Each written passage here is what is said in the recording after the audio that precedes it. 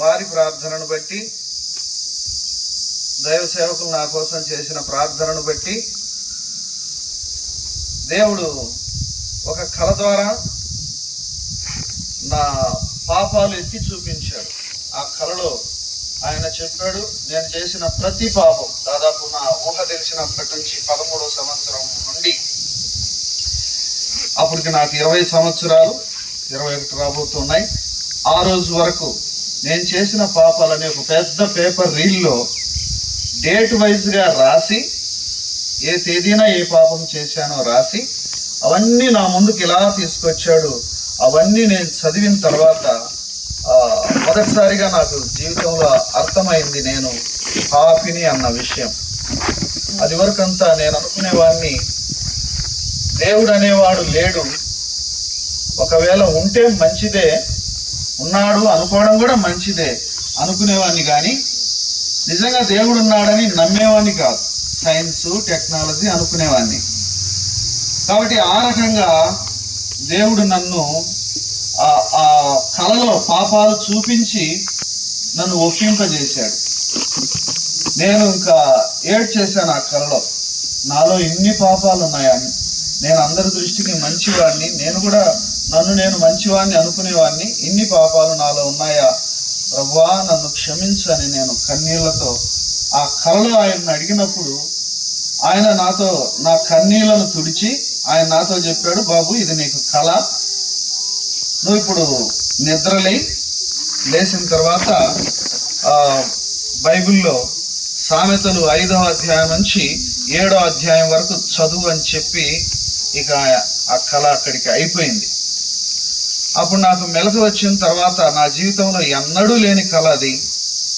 అమ్మకు చెప్పాను, ఆమె ఎప్పటి నుంచో దాని కొరకే ప్రార్థిస్తుంది కాబట్టి ఆ రాత్రి పూట చాలా సంతోషంతో బైబిల్ తెచ్చి ఓపెన్ చేసి సామెతలు 5వ అధ్యాయం నుంచి నాకు ఆమె చూపించి చదువుకోమని చెప్పింది. నాకు బైబిల్ అంటే తెలియదు, RCM భక్తి ఉండేది అంతే. నేనెన్నడూ బైబిల్ను చూడలేదు, పూర్తి బైబిల్ను. కొత్త నిబంధన మాత్రమే తెలుసు, అది 4 సువార్తలు మాత్రమే తెలుసు, అది ఎప్పుడో ఒకసారి. అటువంటి నా జీవితంలో ఆ కళ ద్వారా దేవుడు చూపించింది ఏంటంటే, సామెతలు 5వ అధ్యాయం నుంచి 7వ అధ్యాయం వరకు మీ అందరికీ తెలుసు, ఇక్కడంతా వాక్యం తెలిసిన వారే కూర్చున్నారు కాబట్టి, ఒక యవ్వనస్తునిగా నా పాప స్వభావము, నా పాప జీవితాన్ని గురించి ఆ కళలో నాకు దేవుడు ఏవైతే చూపించాడో ఈ బైబిల్లో కూడా అవే వాక్య భాగాలు ఉన్నాయి, మీ అందరికీ తెలుసు. ఆ వాక్య భాగాలే ఉండేసరికి నేను చాలా ఆశ్చర్యపోయాను. కళలో చెప్పింది ఏంటి, అవి నిజంగా ఆయన చెప్పిందే చదివితే ఆ వాక్య భాగాలే ఉండటం ఏంటి అని చెప్పి నేను చాలా ఆశ్చర్యపోయి, నా జీవితానికి అది ఒక అద్భుతం. కాబట్టి 1998వ సంవత్సరం మే నెల దాదాపు 4వ తేదీ అనుకుంటా ఈ సంఘటన జరిగింది నా జీవితంలో. ఆ రాత్రే అది చదివిన తర్వాత ఇందాక పాట మీరు పాడినట్టుగా, చివరి పాట పాడినట్టుగా, చుంటి తేనె కంటే ఆ వాక్య భాగాలు నాకు మధురంగా అనిపించాయి. అవి నా జీవితాన్ని నేరుగా తాకాయి. అరే, ఇంత స్పష్టంగా దేవుడు మాట్లాడితే నేను ఇన్ని సంవత్సరాలుగా ఈ బైబిల్ని ఎట్లా మిస్ అయిపోయానా అని చెప్పి చాలా క్షమాపణను కోరుకొని నా జీవితాన్ని యేసు ప్రభు వారికి అప్పుడే సమర్పించుకొని పాప క్షమాపణ మారు మనసు పొందాను. ఆ తర్వాత ఫిబ్రవరి నెల తర్వాత సంవత్సరం 89లో నేను బాప్తిసం తీసుకోవటం జరిగింది. ఇక్కడున్న వీళ్ళ ఒక తాతగారు బాప్తిసం ఇచ్చారు, యెషయా అంకుల్ అని, ఆయన బాప్తిసం ఇచ్చారు. ఆ విధంగా నా ఆత్మీయ జీవితం మొదలైంది. ఇంకా అవన్నీ చెప్పడానికి మనకున్న సమయం సరిపోదు కనుక ఇంకొక ముక్క చెప్తాను. నేను అప్పుడు ఇంజనీరింగ్ చదువుతుండేవాడిని, బీటెక్ 2వ సంవత్సరం విజయవాడలో చదువుతుండేవాడిని మెకానికల్ ఇంజనీర్గా. ఆ బైబిల్ నాకు కొత్తగా పరిచయం అయింది. ఆ కొత్తగా ప్రేమలో పడిపోయాను దేవునితో. ఆ వాక్యాన్ని ఎంత బాగా చదివేస్తున్నానంటే కాలేజీకి కూడా వెళ్ళబుద్ది అవ్వట్లా. రూమ్లో నేను ఒంటరిగా ఉండేవాడిని, సింగిల్గా రూమ్ తీసుకున్నాను అక్కడ విజయవాడలో. ఒంటరిగా బైబిల్ పట్టుకొని చదువుతుంటే భోజనము తప్ప, నిద్ర తప్ప ఇంకా నాకు అసలు వదలబుద్ధి కాలేదు. నాకేమీ తెలియదు అప్పుడు, కొత్త. ప్రభువా ఇదేంటి నాయన అని అడిగితే నాకు ప్రభువే బోధించేవారు. ఇది అది, ఇది ఈ వాక్యానికి అర్థం అది అని. అలా అలా అలా అలా అలా పూర్తిగా బైబిల్ చదివేశాను. ఒక 2-3 నెలల్లో ఆ బైబిల్ పూర్తిగా చదివేసిన తర్వాత దేవుడు మరింత స్నేహంగా మారడం నాకు అనుభవం అయింది. యేసు ప్రభువారితో మరింత సన్నిహితంగా ఉండటం నాకు అనుభవం అయిన తర్వాత ఒకరోజు ఆయన తీరిగ్గా చెప్పారు, ఒక 2-3 నెలల తర్వాత, నీకు ఇప్పుడు నువ్వు ఇంజనీరింగ్ చదువుతున్నావు కదా, అది నీకు నా పేరు పెట్టుకోవడం మూలాన రాలేదు, ఎస్సీ కింద పెట్టుకోవడం వల్ల నీకు వచ్చింది. కాబట్టి నువ్వు ఇప్పుడు నన్ను నీ ప్రభువుగా ప్రకటించే మనసు నీకుంటే సర్టిఫికెట్ మార్చుకొని, సర్టిఫికెట్లో నేను క్రిస్టియన్ అని రాపించుకొని నీ చదువును పూర్తి చేయి. ఈ చదువు వదిలేసాయి, ఇంజనీరింగ్ వదిలేసాయి, ఇది నా పేరుకు మహిమ తీసుకొచ్చేదిగా నీకు రాలా అని చెప్పిన వెంటనే ఇక నేను చాలా సంఘర్షణకు లోనై పెద్దలతో పంచుకుంటే వాళ్ళందరూ అన్నారు, నీకు అతి భక్తి ఉన్నట్టుంది, కొంచెం భక్తి ఎక్కువైనట్టుంది, బహుశా భ్రమపడుతున్నావు, మాకు ఎవరు దేవుడు ఎప్పుడు అలా చెప్పలేదు, నీకు కూడా చెప్పడు అని చెప్పారు. మళ్ళీ ఆ మాటలు నేను దేవునితో మాట్లాడినప్పుడు నా మాటే వింటావా వాళ్ళ మాట వింటావా అని అడిగాడు. అప్పుడు ఇక పెట్టేవేడ సర్దుకొని తల్లిదండ్రులు కూడా చెప్పకుండా ఇంటికి వచ్చేసి ఇంట్లో కూర్చొని ఎంఆర్ఓ గారి దగ్గరికి వెళ్ళి ముందు మా నాన్నగారితో చెప్తే ఆయన అన్నాడు, అటువంటి బుద్ధిహీన పని నేనైతే చేయను, నువ్వు చేసుకుంటావో చేసుకోకు, నీకు వయసు వచ్చింది, 25 సంవత్సరాలు వచ్చాయి కాబట్టి నువ్వు చేసుకుంటావో చేసుకో అన్నాడు. నేను వెళ్ళి ఎంఆర్ఓ గారిని కలిసి నాకు బీసీసీ సర్టిఫికెట్ ఇవ్వండి అని అంటే ఆయన నాకు కొంత టైం ఇచ్చారు. ఆలోచించుకో బాబు, నీ భవిష్యత్తును చేతలారా పాడు చేసుకుంటున్నావు, చాలా మంది రిజర్వేషన్ల కోసం అడ్డమైన విధానాల్లో వస్తున్నారు, మరి నువ్వేమో ఇట్లా చేసుకుంటున్నావు, ఆలోచించుకుంటే నేను ఆలోచించుకున్నానండి, నేను దేవుడు చెప్పిన మాటకు లోబడాలి కాబట్టి నాకు ఆ విధంగానే ఇవ్వండి అంటే ఆయన ఇచ్చేసారు. ఇచ్చేసిన తర్వాత ఇక నేను డిగ్రీ 1 సిట్టింగ్ రాసి ప్రైవేట్గా, ఆ డిగ్రీ 1 సిట్టింగ్లో ఇంకా అవన్నీ చెప్పడానికి చాలా టైం లేదు, మొత్తానికి డిగ్రీ, పీజీ, ఎంఏ తెలుగు చేశాను. ఆ తర్వాత పండిట్ ట్రైనింగ్ కోర్సు కూడా చేశాను. ఆ తర్వాత కాలేజీలో లెక్చరర్గా కొంతకాలం పనిచేశాను.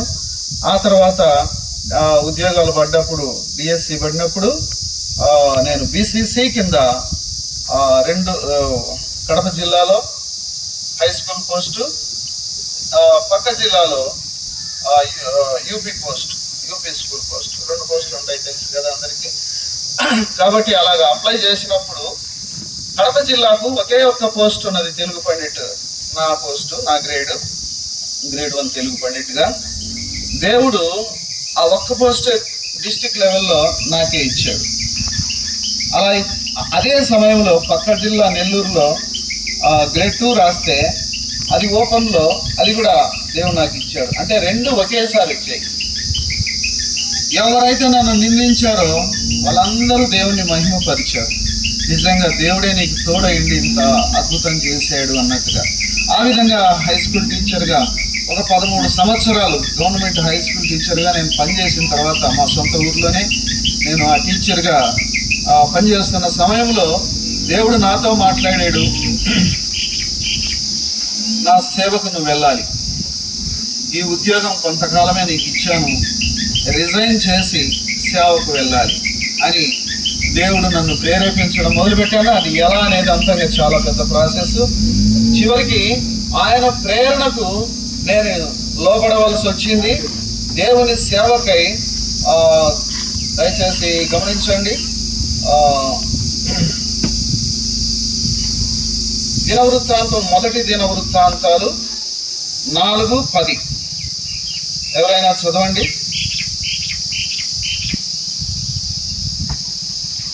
ఎబ్బేజు ఇశ్రాయేలు దేవుని గురించి పెట్టి నీవు నన్ను నిత్యము ఆశీర్వదించి నా సరిహద్దును విశాలపరిచి చెయ్యి నాకు తోడుగా ఉండా దయచేసి కీడు రాకుండా దానిలో నిన్న తప్పించమని ప్రార్థించగా దేవుడు అతడు మనవి చేసిన దాన్ని అతనికి దయచేసెను. దేవుని ప్రేరేపణకు నేను లోబడినప్పుడు దేవుడు ఈ వాక్యాల ద్వారా నన్ను బలపరిచాడు. ఎబ్బేజు ప్రార్థన విన్నట్టుగా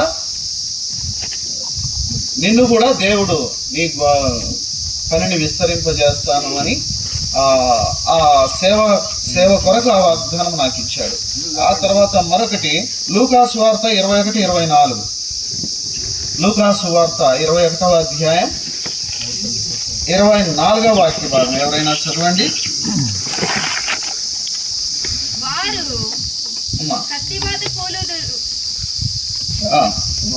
చెరపట్టబడిన వారై సమస్తమైన అన్యజనముల మధ్యకు పోదురు. అన్యజనముల కాలములు సంపూర్ణమగు వరకు యెరూషలేము అన్యజనముల చేత త్రొక్కబడును. ఈ వాక్య భాగములో దేవుడు నన్ను ప్రేరేపించిన వాక్యము ఆ సందర్భము కాదు, కానీ నేను ఎక్కడికి వెళ్ళాలా అని చూపించినప్పుడు అన్యజనుల మధ్యకు అన్యజనులు అన్నది నన్ను ప్రేరేపించిన ఆ లేఖన భాగం.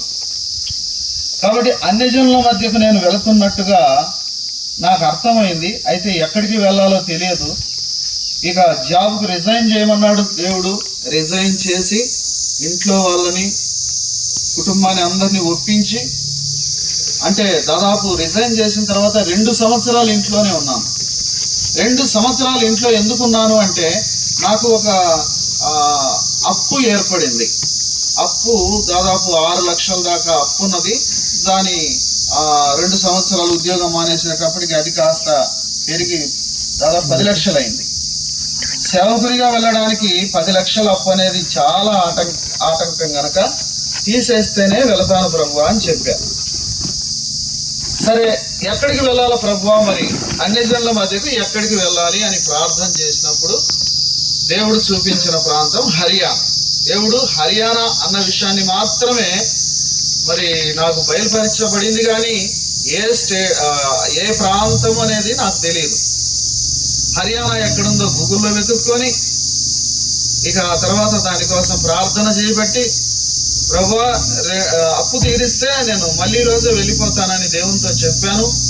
ఆ రకంగా 2 సంవత్సరాల తర్వాత దేవుడు నాకు వాగ్దానం ఇచ్చి అప్పు తీరేటట్టు చేశాడు. అప్పు ఎలా తీరింది అంటే నాకున్న ఒక ఫ్లాట్ అమ్మడం ద్వారా అప్పు తీర్చబడింది. ఇంక వెంటనే సేవకులంతా వచ్చి ప్రార్థన చేశారు. అందరూ అడిగారు ఎక్కడికి వెళ్తున్నావు అంటే హర్యానా. మరి ఎలా వెళ్ళాలి అన్న విషయంలో దేవుణ్ణి నేను అడిగినప్పుడు సంఘ సంస్థ ద్వారా వెళ్ళాలని దేవుడు నాకు చూపించలేదు. అప్పుడు దానికి కారణాలేమో నాకు తెలియదు, నేను ఆయన్ను ప్రశ్నించలేదు. కేవలం ఆయన చెప్పిన దానికి విధేయత మాత్రమే చూపించాను.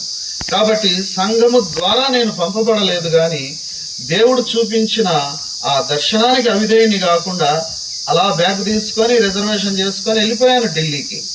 ఢిల్లీలో కూర్చున్న తర్వాత స్టేషన్లో దిగిన తర్వాత